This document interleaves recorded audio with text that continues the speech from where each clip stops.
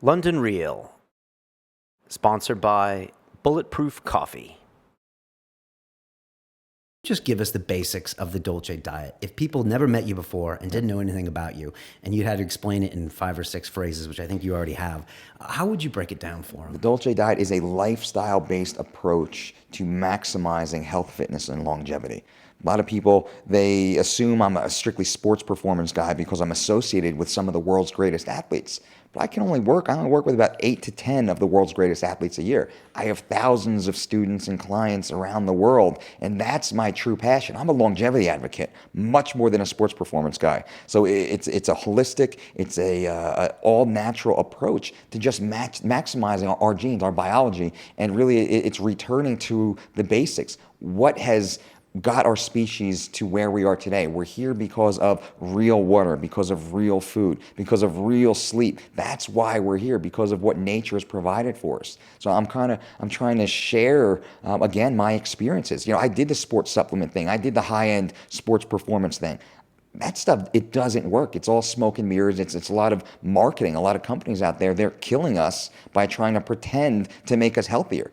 You were 280 pounds, right? 282 pounds at my max. Okay. And big muscle, big everything. You probably used to eat tons of protein powder. Absolutely. Like we all did when we were younger. Absolutely. Joe Eater, man. 2 grams of protein per pound of body weight was the minimum. And it's almost impossible to eat that much, so you have to get it through supplemental form. And believe it or not, Joe was selling powders, and he was pushing those powders in all of his magazines, which he controlled for a long time. He controlled the media. I'm not bashing the guy. He was running his business, but it was not the way to do it. And a lot of other less honorable companies took that model and they really started to push that forward. And unfortunately, the consumer was duped into believing that was true. So they got so far from center of what actually works. And again, that's what got us here in the first place. That's real water, it's real food, and it's real rest, and it's intelligent exercise.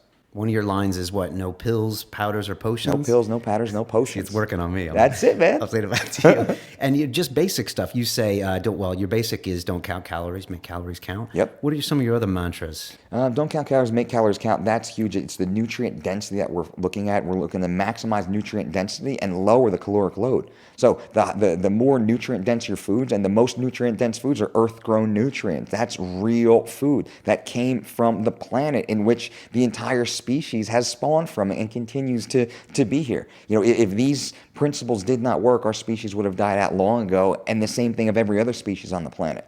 So I do say this, in my talking points, that where we went wrong was 50 or 100 years ago, where some dude in a fancy suit and some smart guy in a lab coat, they sat around a boardroom table and they said, you know what, we need to maximize profits.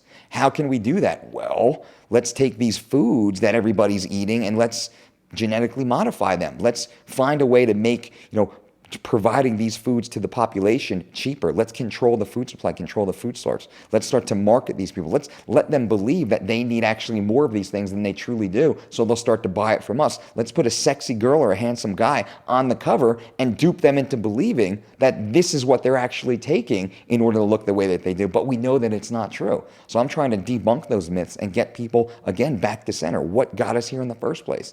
It's real food, healthy existence. That's really our base. And I mean, obviously, in the bodybuilding industry and the health industry, we're taught so young to, like you said, get those protein powders and get that grams for this and grams for that. And you reject a lot of that. You're just like, look, this has got to be real food.